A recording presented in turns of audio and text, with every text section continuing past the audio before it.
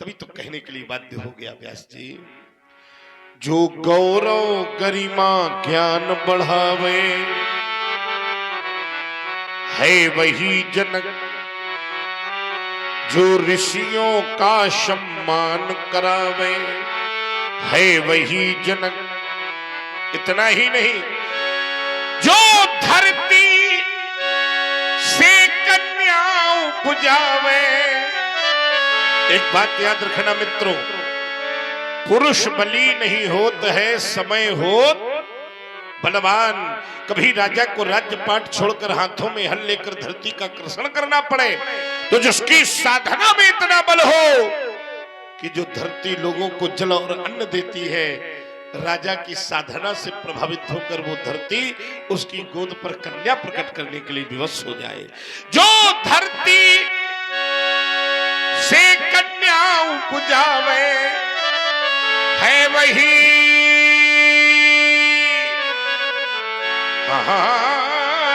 जनक। और जो घर बैठे भगवान बुलावे, अपनी परंपरा का अनुसरण करो, जाओ तुम्हारा मंगल हो।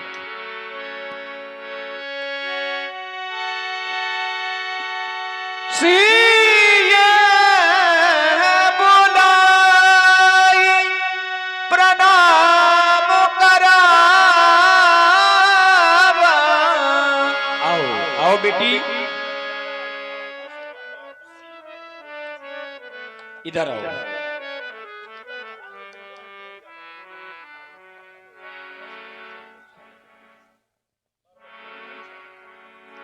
बेटी, ये हैं श्री भृगवंश विभूषण भार्गव पूज्य परशुराम जी हैं। अपने हाथ जोड़ो और इनके चरणों में प्रणाम करो।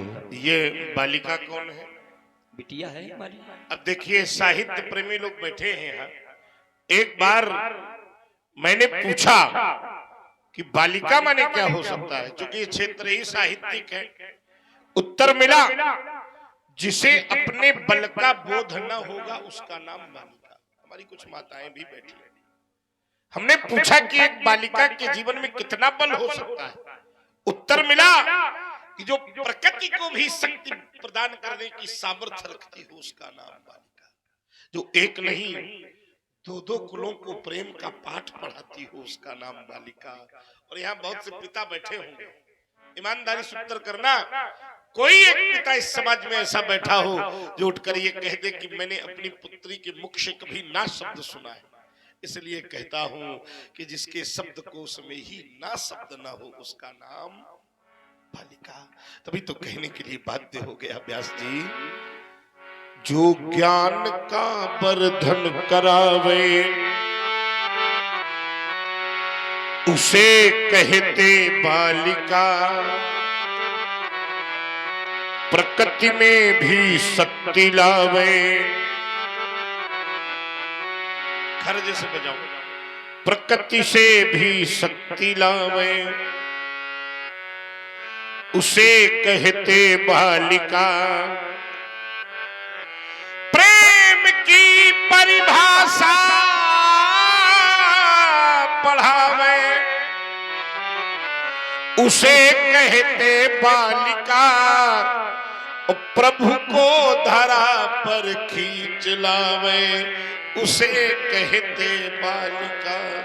राजा जनक, तुम्हारी राजा बेटी केवल तुम्हारी बेटी नहीं लग रही। ऐसा क्यों लगता है जैसे मेरी अम्बा,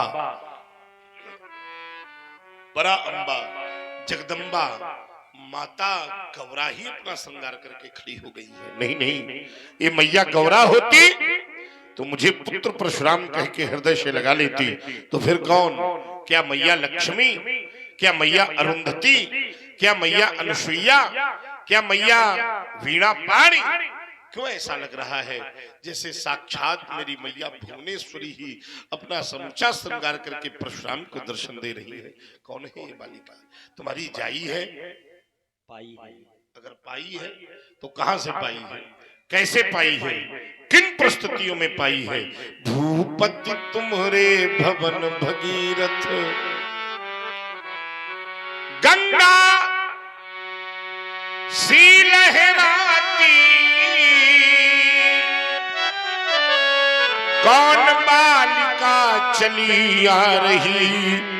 देखो ना राजन, यह मंद मंद मुस्काती, सुता शोभित सम्मुखी कौन। इस बालिका की प्राप्ति के विषय में शीघ्रता से बताओ। अलौकिकता का भान कराने वाली ये देवी कौन है? भृगुनाथ अकाल पड़ा मंदेश। गजब हो गया। भृगुनाथ अकाल पड़ा मंदेश, और भई हती नभ मंडल बाणी, भई हती नभ मंडल बाणी। कर से हल कंचन को लेके, बैल नहीं जोते न परानी। तो सोई उपाय किया मैंने,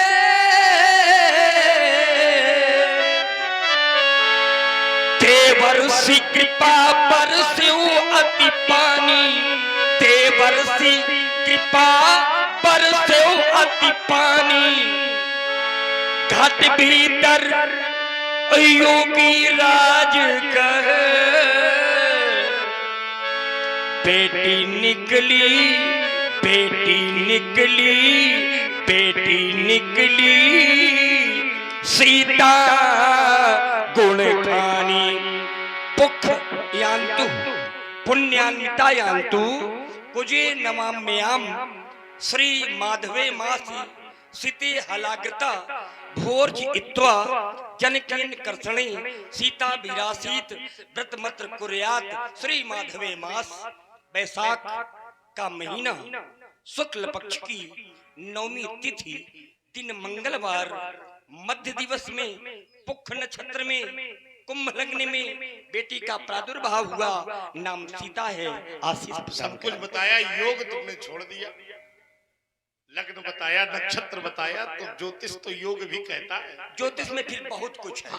तो माने बहुत कुछ, तो हमने बहुत कुछ नहीं पूछा भाई। लग्न है, नक्षत्र है, उसी का अंग योग भी है। नहीं, आगे राशि भी है। नहीं, राशि, हाँ राशि भी है। चार चीजें तो है ही है, योग, लग्न, नक्षत्र, राशि।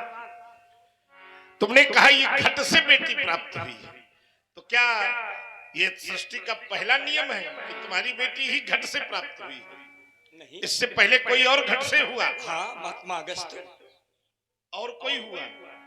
और भी बहुत से लोग हो सकते हैं। हाँ, हो सकते हैं, इसलिए उनका नाम घट जोनी पड़ा, महात्मा अगस्त का। अगस्त का। तुम्हारे वंश की एक कथा है, इसलिए मैं कह रहा हूं कि और भी कोई हुआ। जब राजा निमि और वशिष्ठ जी का झगड़ा हुआ और दोनों एक दूसरे के श्राप से शरीर को छोड़ बैठे, क्योंकि वशिष्ठ जी आदि गुरु थे, आदि गुरु, तो मित्रा वरुण के वीर से इनकी उत्पत्ति घट से हुई। मित्रा वरुण नहीं, मित्रा वरुण के वीर से, हाँ, इनका प्रादुर्भाव घट से हुआ। तो मित्र से कौन हुए? मित्रा वरुण से हम बता रहे हैं, जो इसको समझो। इसके बाद हो गया भैया, इसके बाद उन ब्राह्मणों को लगा, जिन ब्राह्मणों ने यज्ञ कराया था, कि एक गुरु जिन्होंने श्राप दिया वो भी मर गए थे, उनका तो प्रादुर्भाव हो गया, लेकिन हमारे द्वारा यज्ञ कराए गए यजमान को अभी तक नहीं जीवित किया गया। तो विचार करना पड़ा, उनके शरीर का मंथन हुआ महाराज निमि के। तो उनसे जो पीढ़ी चली, उसी पीढ़ी के द्योतक के रूप में ये बिटिया स्व उत्पन्ना हो गई।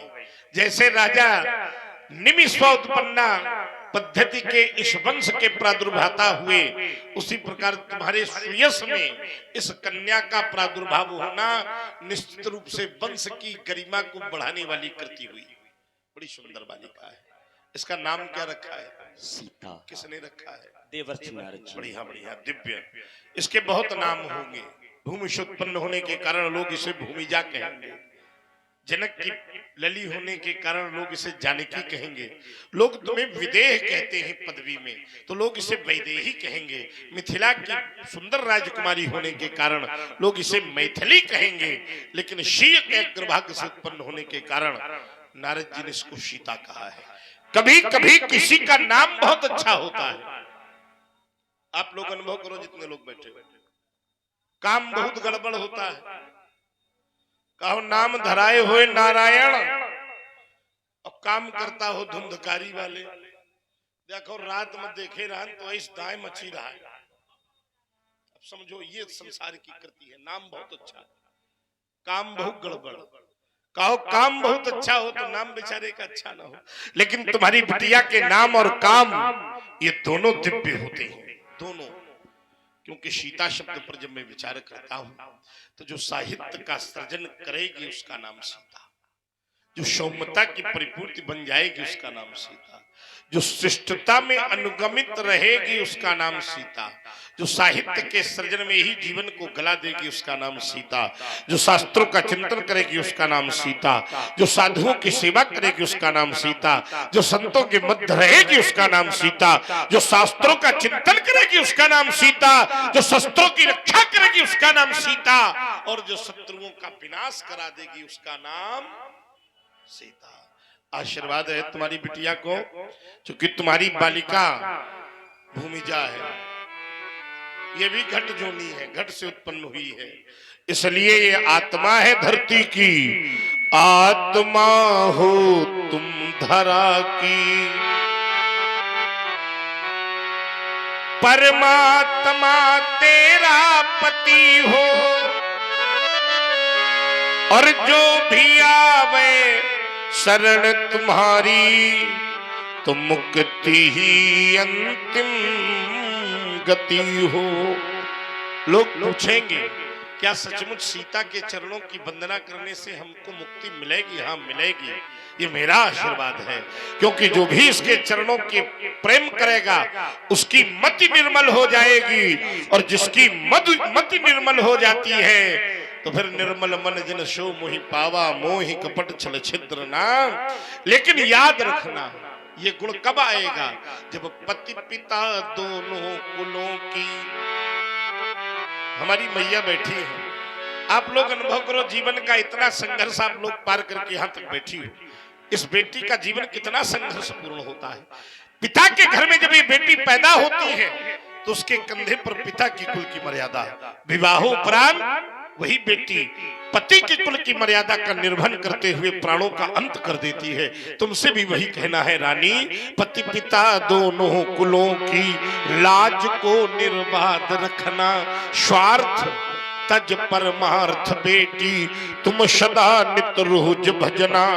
बस इसी से इस जगत में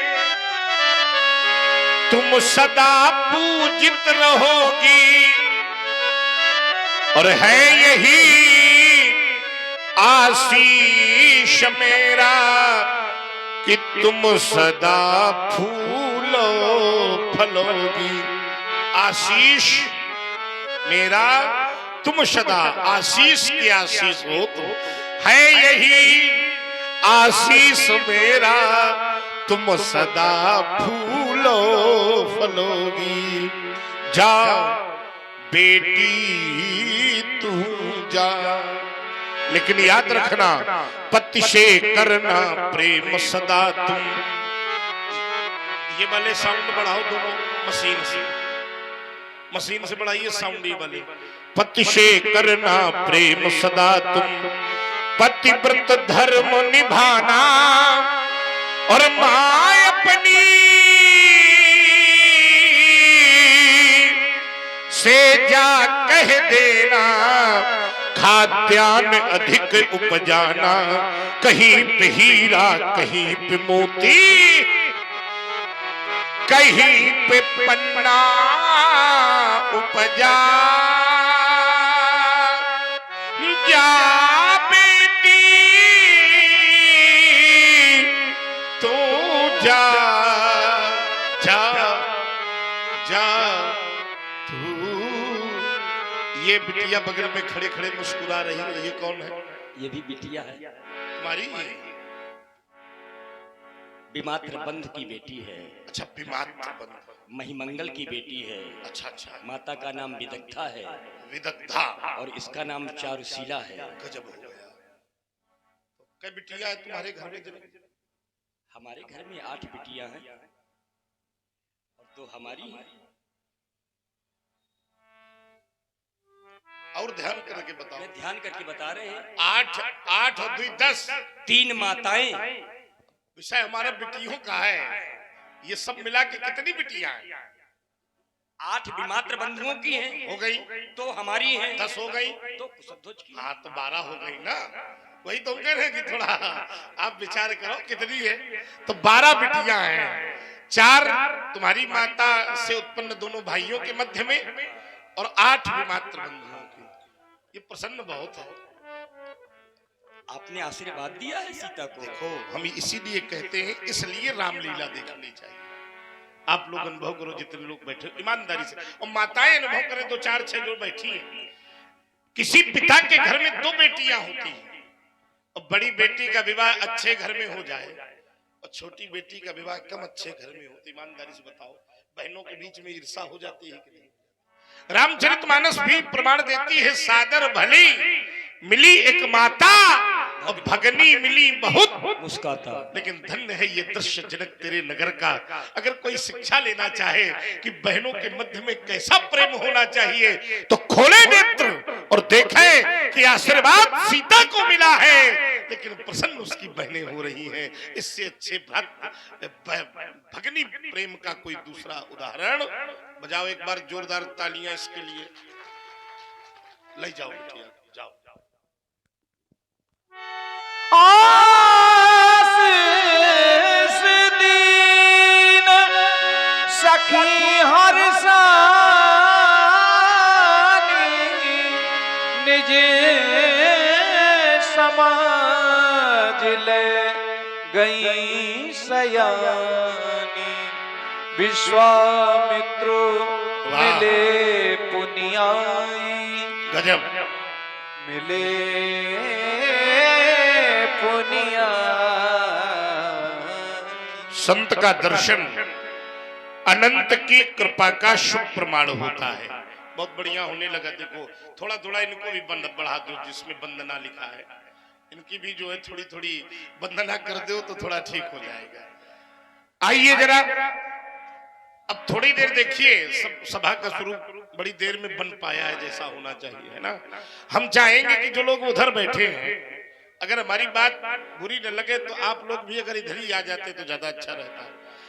क्योंकि जब तक श्रोता वक्ता का संबंध बनेगा नहीं तो कथा का आनंद आने वाला नहीं है।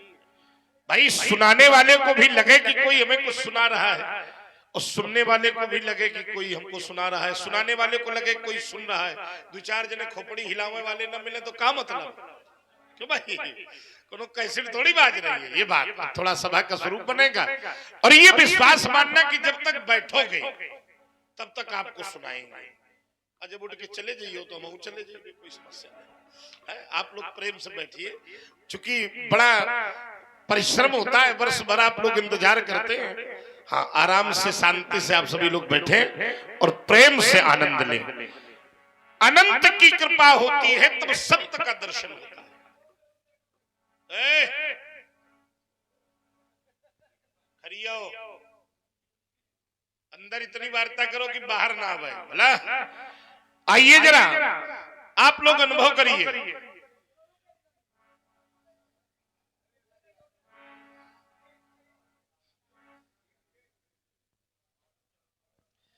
आइए देखो कितनी कितनी विडंबना, इतने लोग कितनी शांति से बैठे, और इसके बाद कहने के बाद न माने तो समझ लेना चाहिए कि महापुरुष होगा कोई।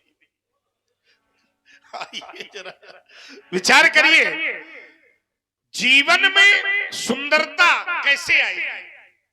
जैसे प्रकृति में कई ऋतुएं हैं, अनुभव करिए, लेकिन जब प्रकृति में बसंत का प्रवेश होता है तो प्रकृति को सुंदर बनाता है। क्यों भाई? प्रकृति में जब बसंत का प्रवेश होता है तो प्रकृति सुंदर बनती है, और जीवन में जब संत का प्रवेश होता है तो निश्चित मानना कि जीवन भी सुंदर बनता है। और आज मेरे जीवन पर ऐसा संत जो पहली बार नहीं, मेरे बाल्यकाल से मेरे जीवन की कृति को सुधारने वाला संत मेरे सामने खड़ा है। कहिए कहिए महामुने, सभी प्रकार की कुशलता,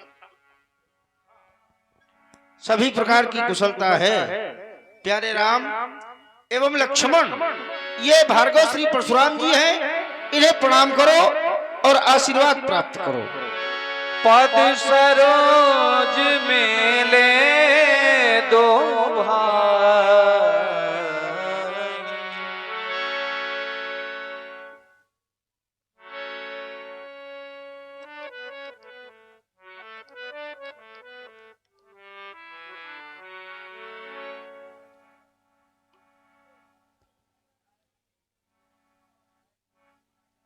लड़का तो बहुत नीक है, अच्छे हैं।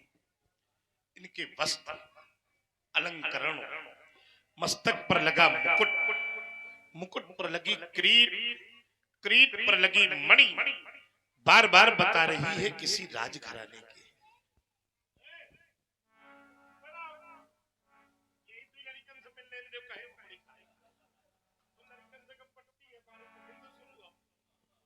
बहुत सुंदर। इनके मस्तक पर लगा मुकुट, मुकुट पर लगी किरीट, किरीट पर लगी मणि बार बार बता रही है किसी राजघराने के। इतने प्यारे हैं। हमें तुम्हें जब ये प्रथम दृष्टा, हमारे शब्द पर ध्यान देना, इतने अच्छे लगे तो अपने पिता को तो ये प्राण प्रिय होंगे, कहां से मांगी लाए? इन्हें हम अयोध्या से मांग करके लाए। गजब हो गया। मेरा बाबा भी अवतारी है, ईमानदारी से बता रहा हूं। बाबा का अयोध्या के अलावा दूसरा ठौर नहीं है। अयोध्या वाले का बाबा के अलावा को और नहीं है। बड़े बड़े उपकार हैं। आप जब जब अयोध्या गए हैं तो बड़े उपकार किए हैं अपने अयोध्या पर। आपने तो एक असत्यवादी राजा को सत्यवादिता का प्रमाण पत्र दिला दिया। ये उपकार नहीं तो और क्या है? राजा हरिश्चंद्र अगर आज सत्यवादी है तो उसका कारण मेरे बाबा है। अब की बार क्यों गए आप अयोध्या? उस बार तो आपका उपकार का क्षेत्र था, उपकार करना था अयोध्या में। अब की बार इन बालकों को लाने का क्या प्रयोजन? अब की बार भी परोपकार ही उद्देश्य है। उस बार परोपकार अयोध्या पर था, अब की बार परोपकार कहाँ का है? ये हमारी दृष्टि में अयोध्या हो या कहीं हो। नहीं नहीं, देखिए वो कथा केवल अयोध्या के निमित्त ही परोपकार के लिए थी आपकी। क्योंकि राजा सारे सत्यवादी थे, लेकिन जिस समय हरिश्चंद्र के कोई पुत्र नहीं हो रहा था, भागवत के नवम स्कंद में सीधा उल्लेख है, तो उन्होंने वरुण देव की तपस्या की। वरुण देव ने कहा राजा तेरे भाग्य में कोई पुत्र नहीं है। तो उन्होंने कहा कि कुछ समय के लिए ही सही। तो वरुण देव ने कहा कि 5 वर्ष में तुझे उसकी बलि मुझे देनी पड़ेगी। स्वीकार हो गया। 5 वर्ष में बलि नहीं दी। 16 वर्ष की आयु मांगी। 16 वर्ष में अपने पुत्र को भगा दिया। तब वरुण देव ने राजा हरिश्चंद्र को जलोदर रोग होने का श्राप दे दिया। तब आपकी कृपा हुई। वो कथा बड़ी है। तो वहां पर निमित्त अयोध्या का परोपकार था। आज इन बालकों को मांगने में किसका परोपकार है? भाई बंद न करो, बंद न करो, बाबा करो, बंद करो, हमको चाहे बंद कर देना। तब केवल हरिश्चंद्र परोपकार का उद्देश्य थी, अयोध्या भी नहीं थी। केवल हरिश्चंद्र को जो असत्यवादी हो गए थे, वरुण को दिया हुआ वचन जो वो भूल रहे थे, वो उन्हें सत्यवादी का प्रमाण पत्र दिया। इस बार एक क्षण, आप कहते हो केवल हरिश्चंद्र थे, हम कहते हैं हरिश्चंद्र नहीं, पूरी अयोध्या ही परोपकारित हुई थी उस कृत्य से। चलो ये अपना अपना वाक्य है, अपने अपने विचार हैं। क्योंकि हरिश्चंद्र है राजा, और राजा का हित होगा तो पूरी अयोध्या का हित तो स्वयं ही होगा। क्योंकि अयोध्या के ऊपर भी दाग लगता कि इस गद्दी पर कोई असत्यवादी राजा बैठा है जो अपने वाक्य, क्योंकि वहां का नियम था रघुकुल रीत सदा चली आई और प्राण जाए पर वचन ना। आपने इस पंक्ति को चरितार्थ किया। आज भी परोपकार है। आज सर्वजन हिताय सर्वजन सुखाय। अच्छा, दुष्टों के द्वारा यज्ञ पूर्ण रहा था, यज्ञ की रक्षा के लिए इन्हें मांग करके लाए। अच्छा बुरा न मानो तो एक बात कही दे। हाँ हाँ बिल्कुल बिल्कुल। हैं? हाँ। सर्वजन हिताय, हाँ सर्वजन सुखाय, हाँ मान लिया हमने, लेकिन आपका भी इसमें कोई स्वार्थ है। देखो उसको स्वार्थ नहीं कहा जाएगा। परमात्मा के प्रति यदि परमात्मा से मिलने का, परमात्मा को पाने का कोई कर्म किया जाए, हाँ तो ये बात स्वार्थ वो स्वार्थ नहीं, वो परमार्थ है। लेकिन ये परमात्मा थोड़ी है, तो राजा दशरथ की लड़का है। अब ये देखो, ये चरित्र यदि गुप्त रहे, हाँ, तो ये हमने तो जान लिया है, ये हमने आपके हो मुख सकता से है। ही कहलवा दिया कि गुप्त रहे तो ज्यादा अच्छा है। हाँ ये गुप्त रहे। चलो जैन का व्यक्तिगत परिचय दीजिए, व्यक्तिगत परिचय दीजिए।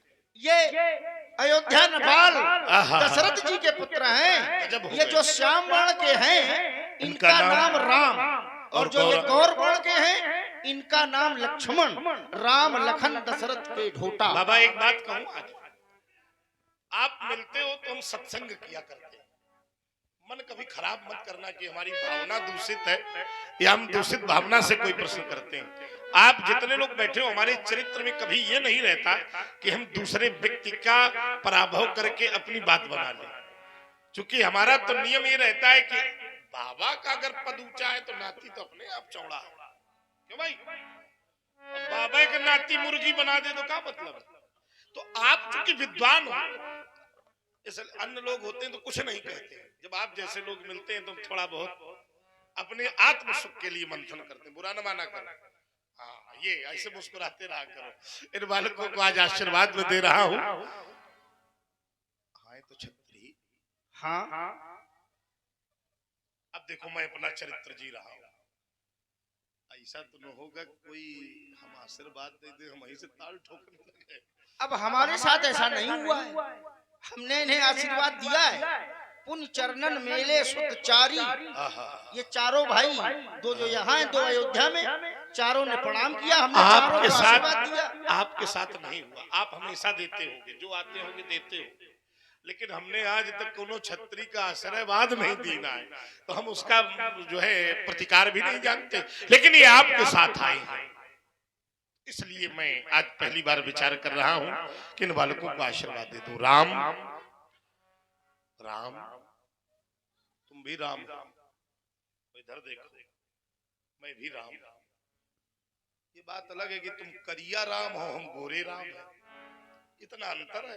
तुम सांवले वाले राम हो, यहाँ गोरे वाले राम है। राम तुम्हें भगवान कहेंगे, ये मानवता के प्रबल समर्थक। तुम्हारे वंश में एक राजा रघु हुए जिन्होंने गौ माँ की बड़ी सेवा की है। गौ अभी भी क्या नाम है उस गैया का? नंदनी नाम की गैया है बोला।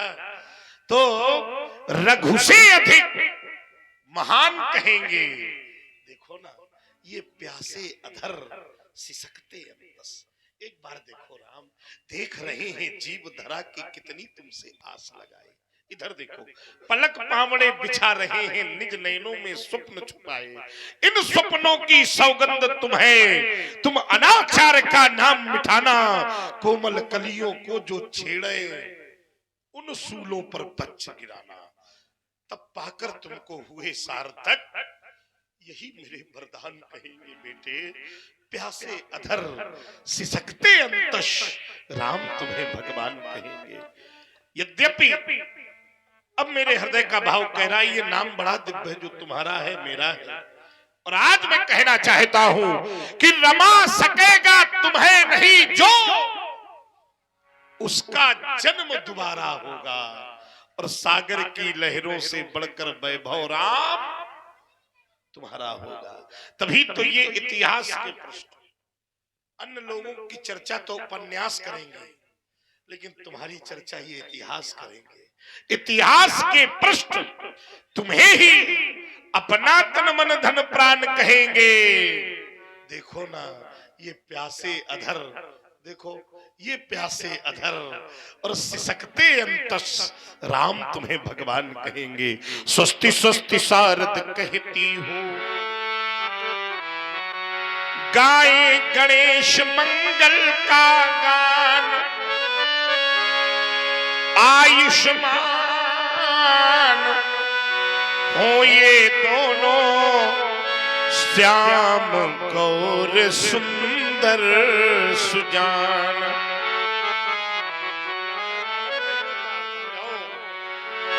हमारा आशीर्वाद है। कंचन था सजा कर कमला, अरे आरती करने को आवे, हाँ आरती करने को आवे, स्वयं मार्ग में पुष्प देवराज सुरेश ही बिखरावे, कभी न चिंता की ज्वाला में। यह आशीर्वाद दे रहा हूं, चिंता मुक्त हो जाए ये दोनों लाल। कभी न चिंता की ज्वाला में देह जले इन लालों की, और मेरे उर के अंतस में भी छवि अंकित रहे इन लालों की।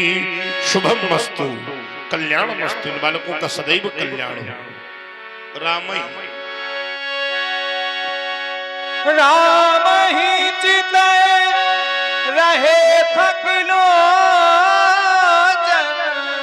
रूप अपार। सचमुच बहुत सुंदर हो राम। अच्छा आप लोग भी जुड़ो, जितने लोग बैठे हो। रूप तो काम को बढ़ाने वाला है ना। रूप नेत्रों का विषय है। रूप पांच ज्ञान इंद्रियों के अलग अलग विषय हैं। शब्द, रूप, रस, स्पर्श और गंध। तो रूप काम को बढ़ाने वाला है, तुम भी ध्यान दो।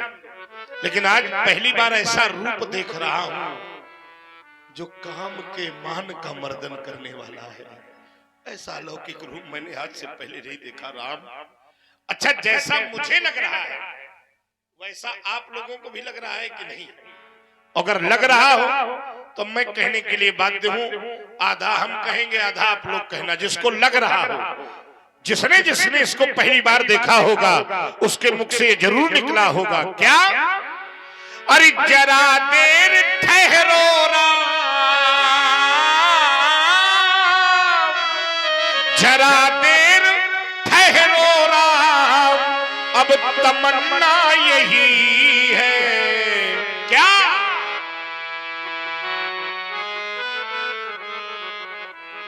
वाह भाई, भरखरी गांव सुरीला भी है।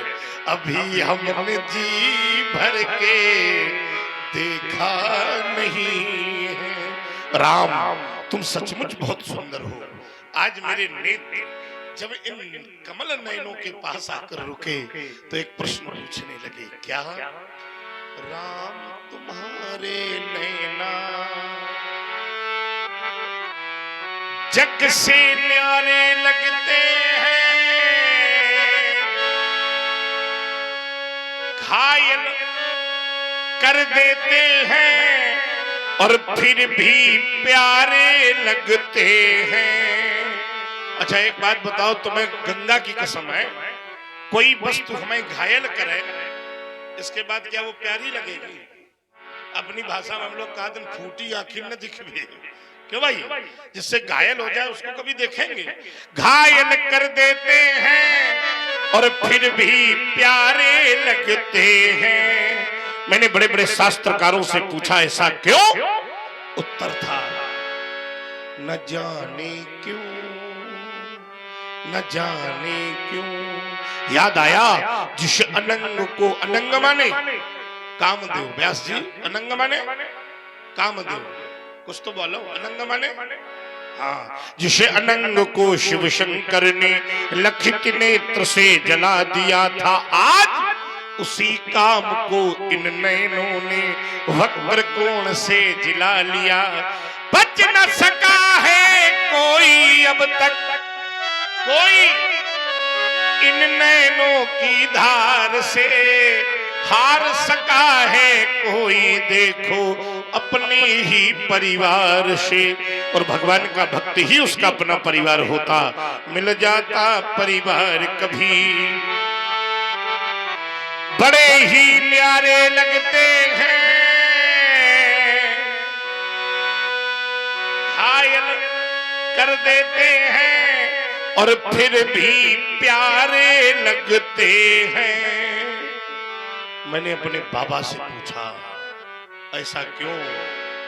तो बाबा मने मन कह रहे हैं, न जाने क्यों, न जाने क्यों आती है तुम्हारी याद मेरे मनमानस को, तुमको हमारी याद आती हो न आती हो, भाती है तुम्हारी मूर्ति मेरे मन मंदिर को, तुमको हमारी मूर्ति भाती हो न भाती हो, गाती है रसना गुणानवाद तेरे ही राम, रसना तुम्हारी गुणगान गाती हो न गाती हो, और आत्मा न पावे चैन दिखे बिना तुम्हारे राम, आत्मा तुम्हारी चैन पाती।